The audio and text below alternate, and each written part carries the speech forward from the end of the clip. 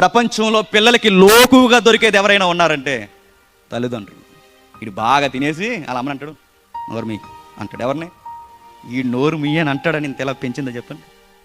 వాళ్ళ అమ్మ మీద తిరగబడతాడు, ప్లేట్కి రేస్తాడు, చొక్కాకి రేస్తాడు, ఎంత పొగరు. అప్పుడప్పుడు అంటది, కొంతమంది పిల్లలు చేసిన బాధకరమైన పనుల వలన వాళ్ళ తల్లి అంటది, నేను కనకపోతే బాగుంటారు. కన్నప్పుడు వేదన, పెరిగినప్పుడు వేదన. వాడు పెరిగి మాట వినకపోతే తల్లులను కొట్టే కొడుకులను చూసి ఆ తల్లికి వేదన.